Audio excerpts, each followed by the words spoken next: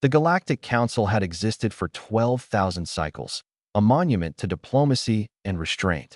Across 100 star systems, species had learned to coexist, to trade, to negotiate. War was a relic of primitive ages, discussed only in historical archives and cautionary tales told to younglings. Then came the humans. Bernadette stood at the viewport of the research station, her dark eyes reflecting the distant blue marble that was Earth. The station orbited just beyond the moon, a neutral ground where the Council's emissaries could observe without interference. She'd been assigned here 3 months ago as a xenobiologist, tasked with studying humanity's rapid technological ascension. Now she was watching something far more troubling. The Xanthari fleet just dropped out of hyperspace, Francis said behind her, his voice tight with tension. He'd been monitoring the long-range sensors for the past 6 hours. Ever since the war declaration had been broadcast across every channel in the sector, Bernadette turned from the window. Francis looked exhausted, his sandy hair disheveled, coffee stains on his lab coat. They'd been colleagues for years, transferred together from the Andromeda Research Division. In that time, she'd learned to read his moods like data on a screen. "How many ships?" she asked. 47 capital vessels. Maybe 300 support craft."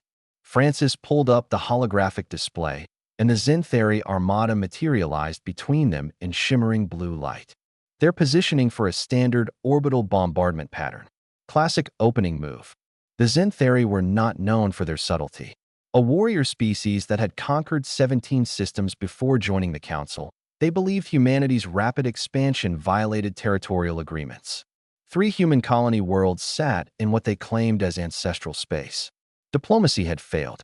The Xanthari War Master had demanded humanity's withdrawal or face complete erasure. Humanity's response had been a single word: no. "They're arrogant," Bernadette muttered, studying the formation. "They think humans are like the Peltons or the Rivnar, species that evolved in peaceful conditions, that joined the Council without ever experiencing real conflict." "Aren't they?" Francis asked, though his tone suggested he already knew the answer. Bernadette had spent months studying human history. Their data archives were filled with horrors: 2 global wars within a single century, nuclear weapons, genocide, endless cycles of violence and rebuilding.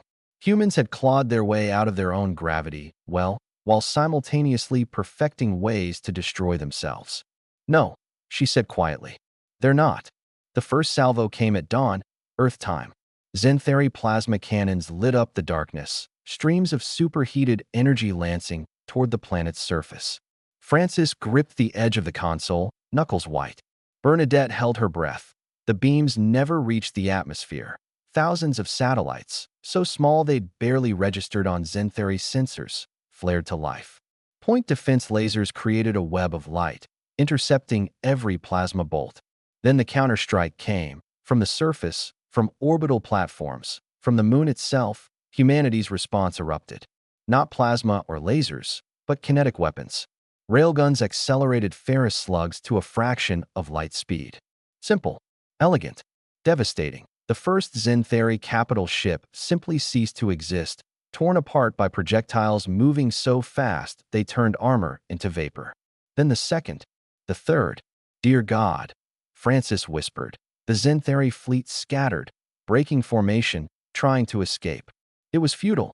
Human missiles, primitive chemical rockets by galactic standards, swarmed like locusts. Each carried multiple warheads that separated in flight, overwhelming point defenses through sheer numbers. Bernadette watched a Xanthari destroyer attempt to jump to hyperspace.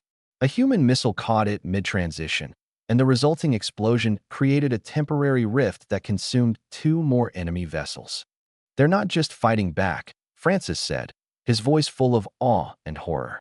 "They're hunting." He was right. Human ships emerged from Earth's shadow, sleek, angular craft that looked nothing like the elegant curves of Council vessels. They moved with predatory grace, targeting damaged Xanthari ships with surgical precision. No wasted shots. No hesitation. Every action calculated for maximum effect. Within 2 hours, the Xanthari fleet was gone. Not retreated. Not defeated. Gone. 47 capital ships reduced to expanding clouds of debris. 300 support craft simply erased from existence. The communication channels were silent. No survivors. No escape pods. Nothing. Bernadette's hands shook as she archived the sensor data. Francis sat heavily in his chair, staring at the debris field that glittered in Earth's reflected light like a graveyard of stars. No one returned, he said finally. They sent their best fleet, their most experienced warriors, and no one returned. A priority message appeared on Bernadette's console. The Galactic Council was convening an emergency session.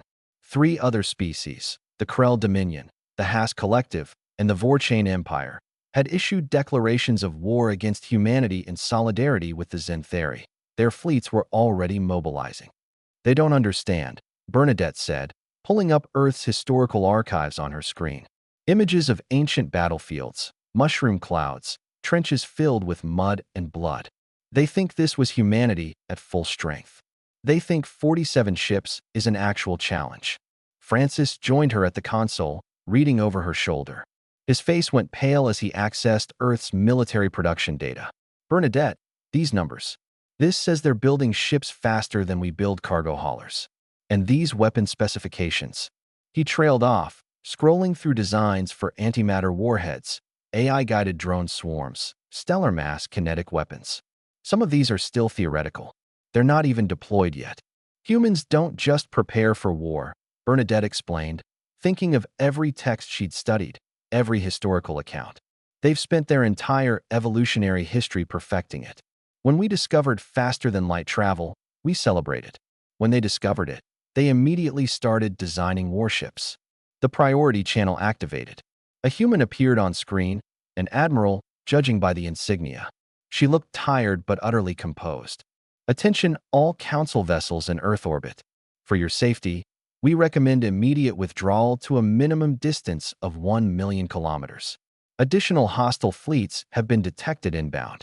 We will be defending our sovereignty. This is your only warning. The channel closed. Francis looked at Bernadette. Should we evacuate? She shook her head slowly, unable to look away from Earth. That beautiful blue world that had spawned a species so simultaneously brilliant and terrifying. No, she said.